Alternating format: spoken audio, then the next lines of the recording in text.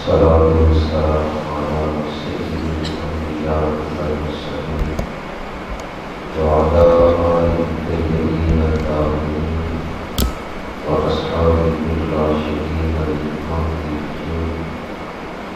أما بعد فأعوذ بالله من الشيطان الرجيم. بسم الله الرحمن الرحيم. يا أيها الناس اعبدوا ربكم الذي خلقكم والذين من قبلكم لعلكم تتقون.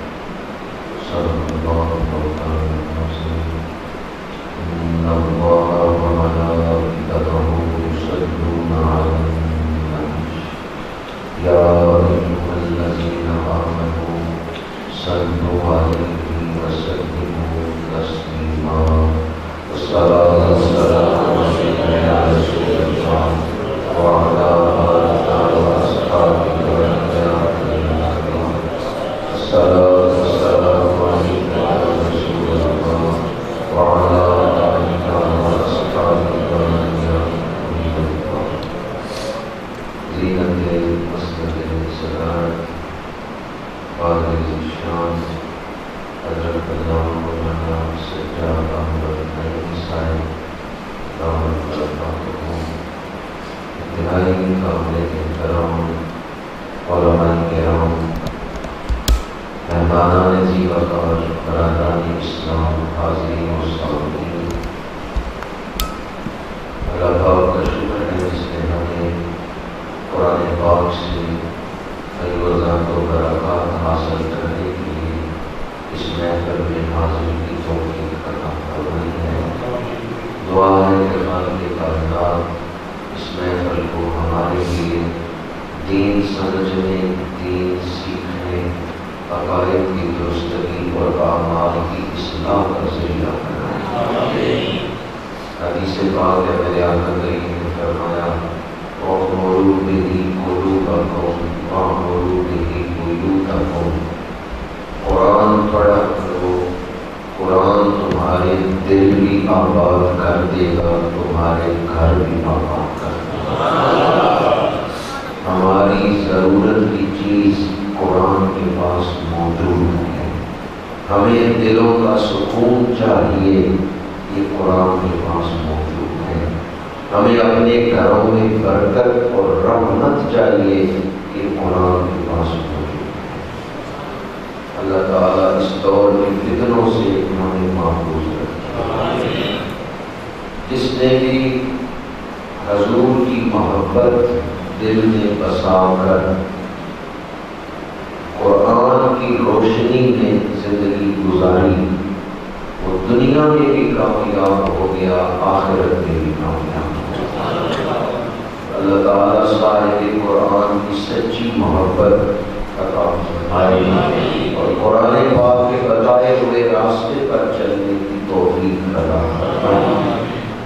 آج میں نے سورہ بقرہ کی آیت نمبر 21 تلاوت کرنے کا شرف حاصل کیا ہے۔ اس آیت میں قرآن پاک کا موضوع بیان کیا گیا ہے۔ ہر کتاب کا کوئی نہ کوئی موضوع ہوتا ہے، تمام مضامین اس موضوع کے گرد ہی گھومتے ہیں۔ تو قرآن پاک کا موضوع کیا ہے؟ جو ہماری تخلیق کا مقصد ہے، جس کے لیے ہم بنائے گئے ہیں، وہی مقصد قرآن کے نزول کا ہے۔ ہماری تخلیق کا مقصد وَمَا خَلَقْتُ الْجِنَّ وَالْإِنسَ إِلَّا لِيَعْبُدُونِ۔ اللہ کریم نے فرمایا ہم نے جن انس کو اپنی عبادت کے لیے پیدا کیا ہے۔ تو قرآن کے نزول کا مقصد کیا ہے؟ کہ انسان کو اللہ کی عبادت کرنا سکھا دیا جائے۔ جس رب کی عبادت کرنی ہے اس کی پہچان کروائی جائے کہ کون عبادت کے لائق ہے، کس طرح عبادت کرنی ہے، وہ طریقہ سکھا دیا جائے۔ قرآن کا موضوع جو ہے وہی موضوع ہے جو ہماری تخلیق کا مقصد ہے۔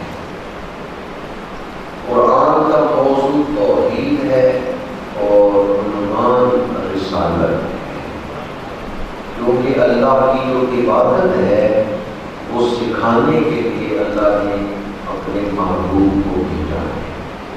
قرآن نے حکم دیا نماز پڑھو، لیکن رکعتوں کی تعداد، ترتیب اور تفصیل حضور کی سیرت پاک سے، سنت پاک سے ہمیں ملتی ہے۔ اس لیے قرآن کا موضوع جو ہے وہ توحید ہے اور عنوان رسالت ہے، یعنی رسول کے دروازے کو چھوڑ کے قرآن پاک کو نہیں سمجھا جا سکتا۔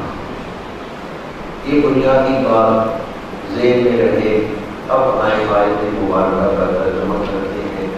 یا ایھا الناس اعبدوا ربکم الذی خلقکم، اے لوگو عبادت کرو اپنے رب کی جس نے تمہیں بنایا ہے۔ ہم نے خود اپنا وجود نہیں بنایا، جس نے ہمیں بنایا ہے وہ عبادت کرتا ہے۔ ہمیں بنانے والا کون ہے؟ قرآن پاک نے اس آیت میں عبادت کا میرٹ بھی بیان کیا ہے کہ کون عبادت کے لائق ہے۔ مخلوق عبادت کے لائق ہے، خالق عبادت کے لائق۔ ہم سورج کی عبادت نہیں کرتے، سورج مخلوق ہے۔ چاند کی عبادت نہیں کرتے، چاند مخلوق ہے۔ آگ کی عبادت نہیں کرتے، آگ مخلوق ہے۔ گنگا جمنا کے پانی کی پرستش نہیں کرتے، پانی مخلوق ہے۔ حتیٰ کہ ہم کسی نبی یا ولی کی بھی عبادت نہیں کرتے۔ ہمارا عقیدہ ہے انبیاء بھی اللہ کی مخلوق ہیں اور ولی بھی اللہ کی مخلوق ہیں۔ انبیاء اور اولیاء کی ہم تعظیم کرتے ہیں، عبادت نہیں کرتے۔ مخلوق عبادت کے لائق ہے۔ عبادت کے لائق کون ہے؟ تو خالق ہے۔ ہم سورج کی عبادت نہیں کرتے، سورج بنانے والے کی عبادت کرتے ہیں۔ ہم چاند کی عبادت نہیں کرتے، چاند بنانے والے کی عبادت کرتے ہیں۔ ہم آگ یا پانی کی یا پتھر کی مورتیوں کی عبادت نہیں کرتے، بلکہ ہم اس مخلوق کے خالق کی عبادت کرتے ہیں۔ ہم کسی نبی یا ولی کی عبادت نہیں کرتے، بلکہ ہم کہتے ہیں ہم اس کی عبادت کرتے ہیں جس نے حضرت موسیٰ کو بنایا ہے، جس نے حضرت عیسیٰ کو بنایا ہے۔ میرے اور آپ کے آقا کریم سید العالمین خاتم النبیین سر سجدے میں رکھتے ہیں اور اپنے صحابہ کو تعلیم دیتے ہیں سجدہ وجہی للذی خلقنی او فطرنی، میں اپنا چہرہ اس کے سامنے سجدے میں رکھتا ہوں جس نے مجھے تخلیق فرمایا۔ عبادت کے لائق کون ہے؟ جو خالق ہے۔ عبادت کے لائق کون ہے؟ جو خالق ہے۔ کوئی مخلوق عبادت کے لائق نہیں، عبادت کے لائق خالق ہے۔ عبادت کا میرٹ اس آیت میں بیان کیا گیا ہے۔ یا ایھا الناس اعبدوا ربکم، یہ لفظ بھی اپنے اندر بڑا حسن رکھتا ہے۔ اپنے رب کی عبادت کرو، اس کی رب تو وہ سب کا ہے، لیکن اپنائیت جو قرآن نے بیان کیا ہے ربکم، یہ نہیں فرمایا یا ایھا الناس اعبدوا رب السماوات والارض، آسمان و زمین کے رب کی عبادت کرو، حالانکہ وہ آسمان و زمین کا رب ہے۔ اور ایسا فرمانے میں بڑے جلال کا اظہار بھی تھا کہ آپ کتنے بڑے بڑے آسمان، 7 آسمان، اللہ ان سب کا رب ہے، اس میں جو مخلوق ہے ان کی پرورش کرنے والا ہے، لیکن نہیں، عبادت کا حکم دیا تو فرمایا اپنے رب۔ اسی لیے جب ہم رکوع کرتے ہیں تو رکوع میں کیا پڑھتے ہیں؟ سبحان، آسمانوں کا رب پاک ہے کہ میرا رب پاک ہے؟ رب تو سب کا ہے، لیکن ہم اپنائیت کے ساتھ تسبیح پڑھتے ہیں پاک ہے میرا، تو بڑی عظمت ہوا۔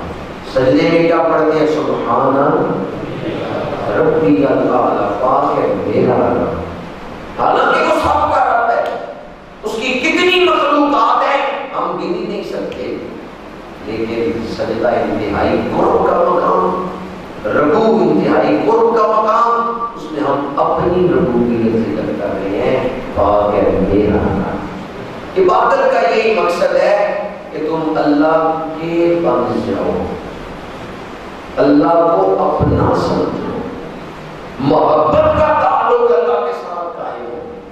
والذین آمنوا اشد حبا للہ، یہ مقاصد دین میں سے ہے کہ اللہ کے ساتھ جو تعلق ہے وہ محبت والا تعلق ہونا چاہیے۔ اللہ کے ساتھ تعلق کس کیفیت کا ہونا چاہیے؟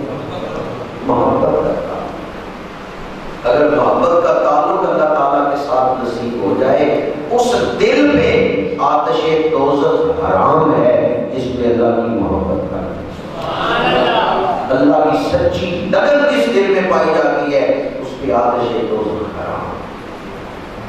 آیت میں نے پڑھی والذین آمنوا اشد حبا للہ، ایمان والے اپنے رب سے شدید محبت کرتے ہیں۔ صرف محبت کرتے ہیں یا شدید محبت؟ شدید محبت۔ بعض لوگ اپنی غرض سے معنی لے لیتے ہیں، ان کا دیکھو قرآن کہتے ہیں والذین آمنوا اشد حبا للہ، ایمان والے ہر چیز سے بڑھ کے اللہ سے محبت کرتے ہیں، لہذا نبیوں کی ولیوں کی محبت اس کے چرچے نہ کرو، صرف اللہ سے محبت، صرف اللہ سے محبت، نبی کی محبت، ولی کی محبت، اس کی تم پرچار تبلیغ کرتے رہتے ہو۔ والذین آمنوا اشد حبا للہ، ایمان والے ہر ایک سے بڑھ کے اللہ سے محبت کرتے ہیں۔ میں نے کہا قرآن پہ آیت پہ تم نے غور نہیں کیا، غور کرتے تو یہ اعتراض نہ کرتے۔ اللہ سے کون شدید محبت کرتے ہیں؟ جو ایمان والے ہیں۔ والذین آمنوا اشد حبا للہ، کون اللہ سے شدید محبت کرتے ہیں؟ جو ایمان کس چیز کا نام ہے؟ اگر آپ نے یہ چیک کرنا ہو کہ آپ کے اندر ایمان کتنا ہے تو یہ دیکھ لیں کہ میرے دل میں حضور کا پیار ہے۔ محبت رسول کے بغیر تو ایمان ہی نہیں نصیب ہوتا۔ لا یؤمن احدکم حتی اکون احب الیہ من والدہ وولدہ والناس اجمعین، کمال ایمان یا نفس ایمان اس بحث کی طرف نہیں جا رہا۔ ایمان محبت رسول کا نام ہے۔ جتنی محبت حضور کی آپ کے دل میں ہے اتنا ہی ایمان ہے۔ والذین آمنوا اشد حبا للہ، حضور کی محبت سے ایمان ملے گا اور ایمان سے رب کا پیار ملے گا۔ جس دل میں حضور کی محبت نہیں اس میں ایمان نہیں، اور جب ایمان نہیں تو پھر اللہ کا پیار کیسے آ سکتا ہے؟ قرآن نے کہا والذین آمنوا اشد حبا للہ، تو ہم حضور سے محبت کرتے ہیں۔ یہ بھی مقاصد دین میں سے ہے، یہ کوئی ضمنی چیز نہیں ہے، بلکہ حضور کی محبت جو ہے یہ دین کے مقاصد میں سے ہے، یہ اللہ کی محبت حاصل کرنے کا سبب ہے، وسیلہ ہے، ذریعہ ہے۔ تو لفظ ربکم سے میں محبت کی بات عرض کر رہا تھا کہ اللہ تعالیٰ کے ساتھ محبت والا تعلق ہونا چاہیے۔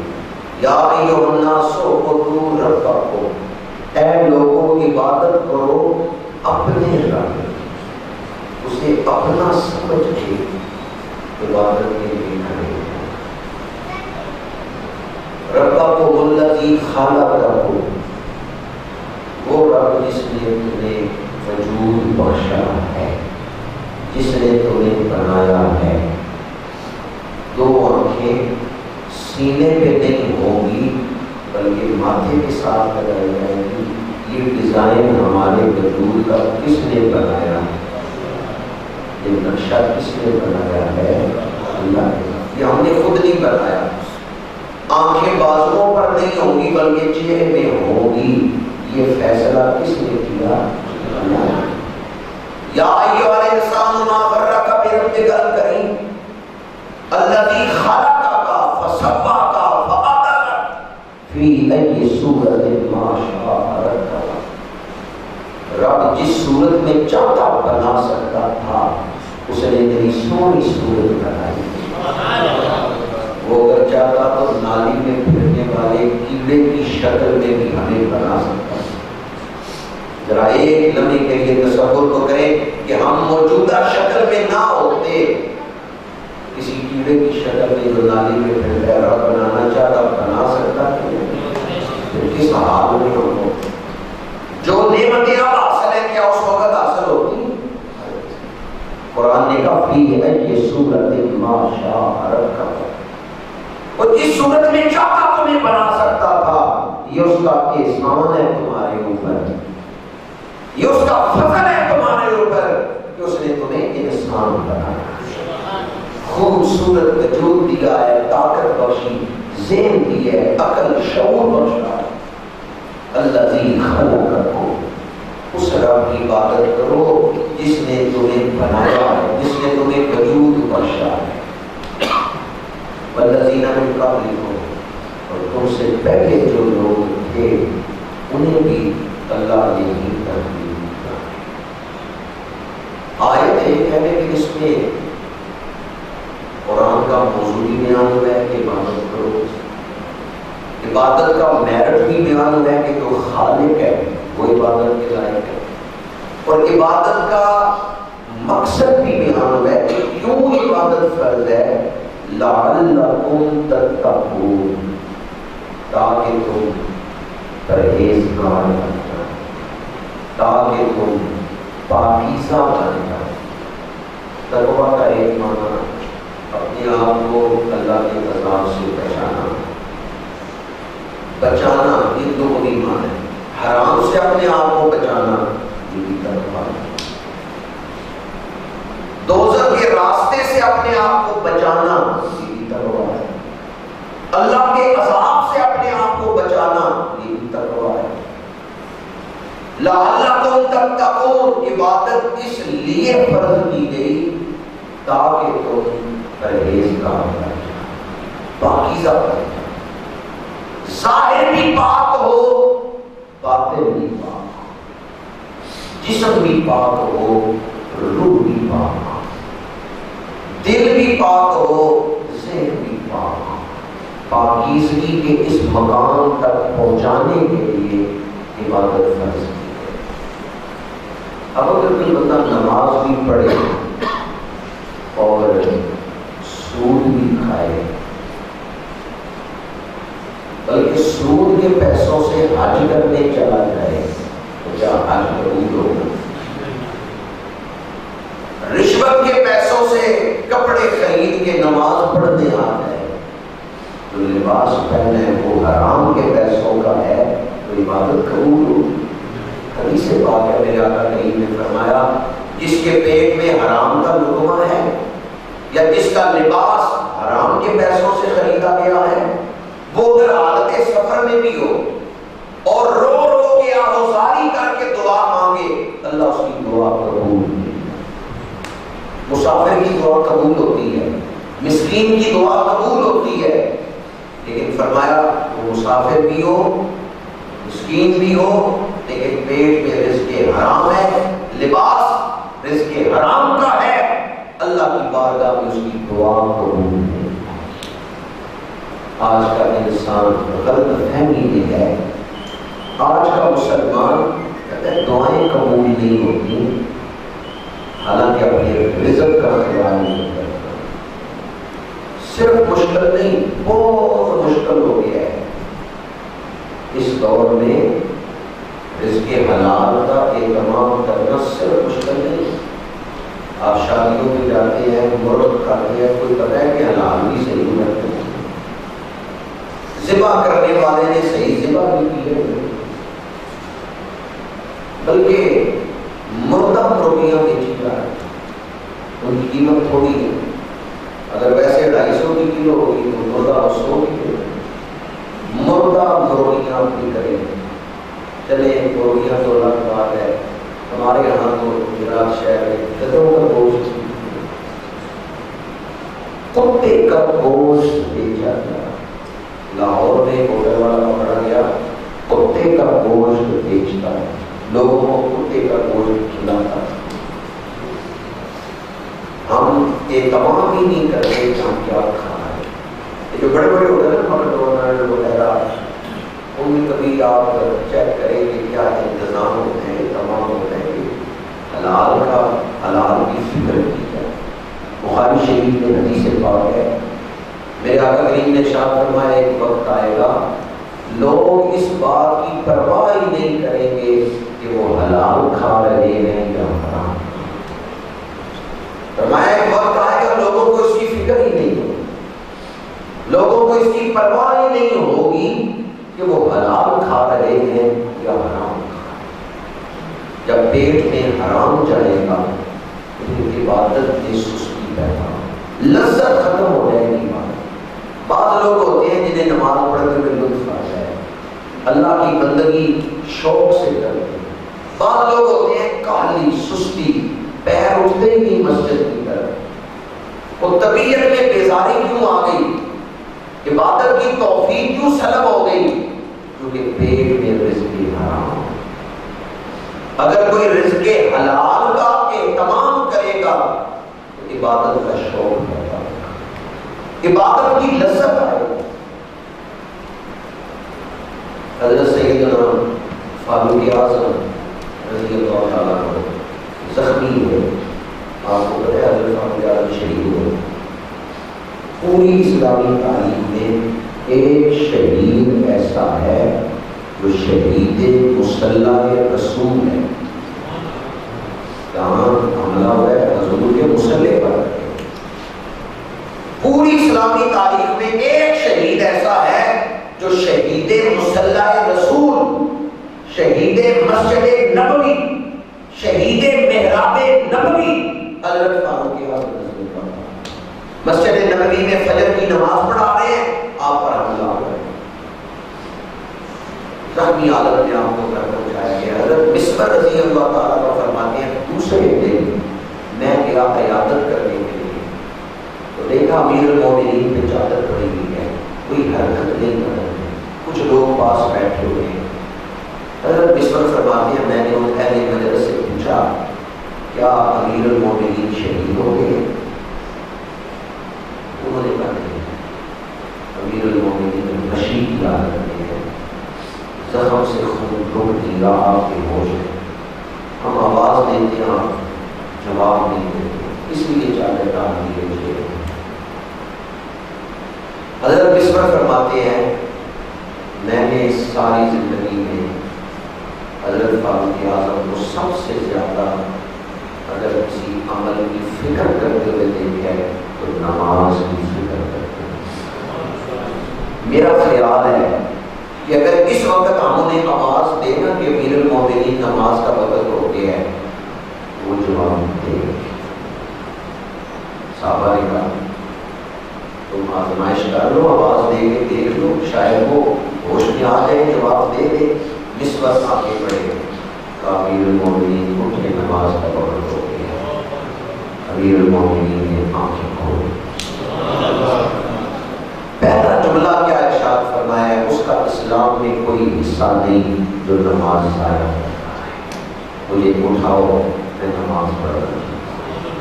جناب مصبر نے اہل مجلس کی طرف دیکھا، فرمایا دیکھو نماز کا سنتے ہی فاروق اعظم نے آنکھیں کھولی. انہیں سب سے زیادہ کس چیز کی فکر تھی؟ نماز. مولا علی شیر خدا کرم اللہ وجہ اپنے خدام میں پہلے محفل میں بیٹھے ہیں، اذان ہوتی ہے، آپ کے چہرے کی حرکت کرتا ہے، آپ اٹھ کھڑے ہوتے ہیں لرزتے ہوئے اور فرماتے ہیں امانت کے ادا کرنے کا وقت آ گیا ہے، امانت کے ادا کرنے کا وقت آ گیا ہے. اور پھر جب آپ نماز پڑھتے تھے تو مہدیت ایک دفعہ آپ کی پنڈلی میں تیر لگا تھا. ابھی اس وقت یہ احکامات نہیں آئے تھے کہ بہتے ہوئے خون سے وضو ٹوٹ جاتا ہے، ابھی یہ احکام نہیں آئے تھے. آپ کی پنڈلی سے تیر نکالنے کی کوشش کرتے ہیں تو تیر نہیں نکالا جاتا، اس طرح پنڈلی میں تیر کھپا ہوا. مولا علی شیر خدا فرماتے ہیں میں نماز شروع کرتا ہوں، چھٹی نکال لینا. آپ نماز پڑھ رہے ہیں, نماز سے فارغ ہوئے, سلام پھیرا اور فرمایا تو نے تیر نہیں نکالا. عرض کیا حضور آپ نماز پڑھ رہے تھے, ہم نے تیر کھینچ لیا, آپ کو پتہ نہیں چلا. فرمایا رب ذوالجلال کی قسم ہے مجھے سوئی چبھنے کا درد نہیں. کیسی کیفیت کی نماز. اقبال کہتے ہیں دو عالم سے کرتی ہے بیگانہ دل کو, عجب چیز ہے لذت عاشق. عجب چیز ہے, عجب چیز ہے. پنکھے چل رہے ہیں اور کلینوں پہ آپ بیٹھے ہیں. ذرا تصور کریں جب میرے آقا نے ہجرت کی نا مکے سے مدینہ منورہ تشریف لائے, مسجد نبوی کے لیے جگہ خریدی. حضرت زید بن ثابت رضی اللہ تعالیٰ عنہ فرماتے ہیں ان دنوں میں ہمارے لیے ظہر کی نماز پڑھنا سب سے زیادہ مشکل تھا. کیوں؟ اس لیے کہ مسجد نبوی کی دیواریں تو بن رہی تھی, چھت بھی کوئی نہیں. عرب کی دھوپ, مسجد کی چھت بھی کوئی نہیں, پتھر توے کی طرح تپ رہے ہیں اور صحابہ اس پہ سجدہ کر. آج کا مسلمان کیا جانے کہ عبادت کسے کہتے ہیں. مسجدوں میں ایک کنڈیشن نہیں ہوئی, نرم قالین ہے, پنکھے چل رہے ہیں, پھر بھی ہمارے نخرے ہیں, پھر بھی ہماری سستی ہے. ہم ان صحابہ کو کیسے منہ دکھائیں گے جو تپتے ہوئے پتھروں پہ نمازیں ادا کرتے ہیں. جب مسجد نبی کی دیواریں بن گئی, چھت پڑ گیا, تو چھت کس چیز کا تھا؟ کھجور کی شاخیں اوپر بڑھتی تھی, بارش ہوتی تھی تو کیچڑ نیچے گر رہا, مٹی نیچے گر رہی. تو جب کھجور کی شاخوں کا چھت پڑ گیا تو ایئر کنڈیشن تو نہیں لگا کے کوئی گرمی روکنے کے لیے ڈبل منزل تو نہیں بن گئی. پھر بھی صحابہ ظہر کی نماز مسجد میں آ کے پڑھتے تھے یا نہیں پڑھتے؟ ظہر کی نماز مسجد میں آ کے, زمین گرم ہے وہ ظہر کی نماز پڑھ رہے, اور پانی بھی اتنا نہیں تھا کہ پہلے پتھر پہ پانی ڈال کے پتھر ٹھنڈا کر لے تو پھر نماز پڑھے.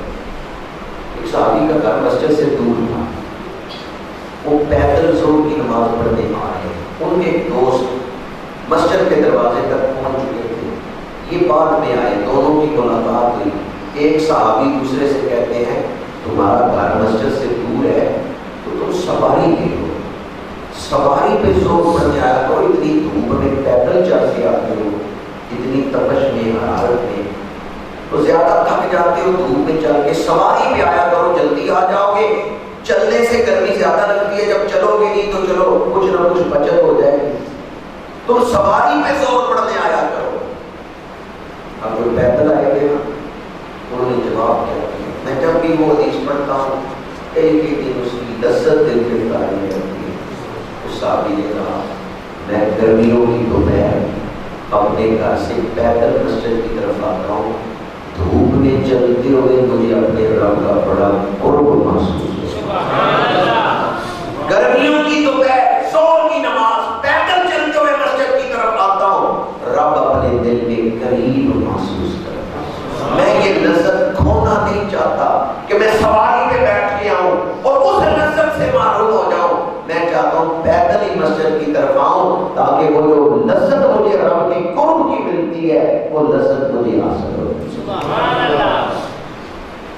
حدیث پاک ہے میرے آقا کریم نے فرمایا جو گرمیوں کی دوپہر مسجد کی طرف چل کے آئے اللہ قیامت کی گرمی سے اسے نجات عطا فرمائے, اور جو رات کے اندھیرے میں مسجد کی طرف چل کے آئے اللہ اسے قیامت کے دن نور عطا فرمائے.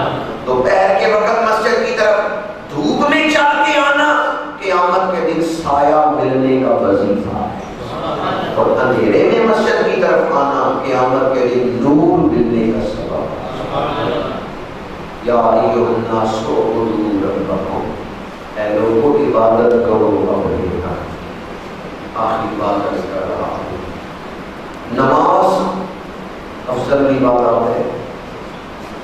نماز کے اجمالی طور پر دو ارکان ہیں, ایک ہے عمل, ایک ہے کیفیت. عمل یہ ہے کہ جسم پاک ہو, لباس پاک ہو, جگہ پاک ہو, نماز کا وقت ہو, کعبہ شریف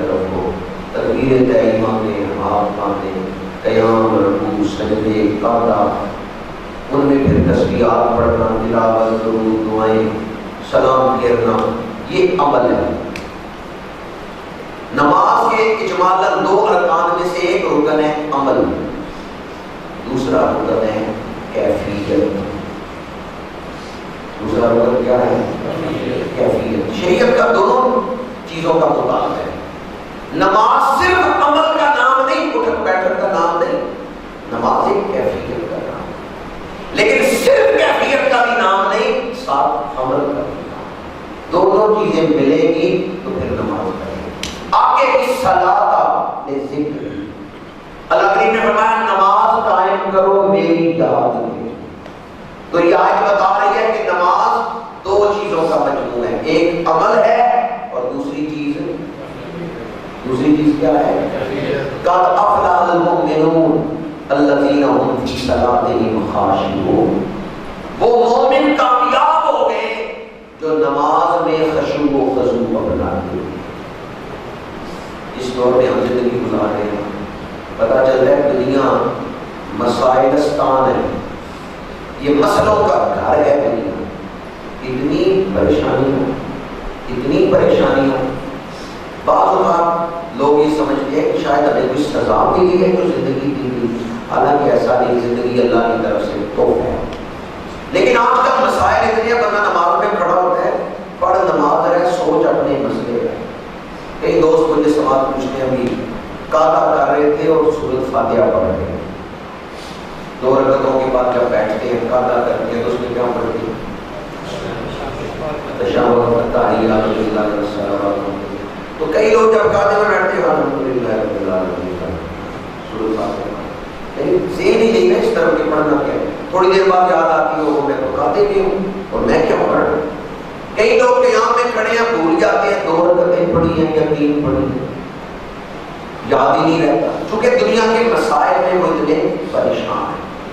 پچھلے دنوں بعد کیا ہوا، 2 صفیں تھی نمازیوں کی، امام صاحب نے باجماعت نماز پڑھائی، سلام پھیرا، مقتدیوں سے کہنے لگے کہ مجھے شک ہے، پتہ نہیں میں نے 3 رکعتیں پڑھائی ہیں یا 4 پڑھائی ہیں۔ مقتدیوں میں کوئی بتا سکتا ہے کہ نہیں پڑھائی ہے؟ 2 صفحے کے مقتدیوں میں کوئی ایک بھی نہیں پتا، سارے ایک دوسرے سے پوچھ رہے تھے کتنی پڑھی ہے۔ 2 صفحے کے مقتدیوں کی کسی نے نہیں بتایا کہ امام صاحب آپ نے 3 رکعتیں پڑھی ہیں یا 4۔ امام صاحب تو چلے وہ شاباش لگ گیا، بھول گئے، لیکن یہ بات بھی ظاہر ہوگی جو حضور کی قیامت کی نشانیوں میں سے بتائی ہے، یاتی علی الناس زمان یصلون ولا یصلون، لوگوں پہ وقت آئے گا نماز پڑھیں گے پر نمازی نہیں ہوں۔ کام چھوڑا، وضو کیا، مسجد میں آئے، اتنا کچھ آپ نے کیا تو واپس جاتے ہوئے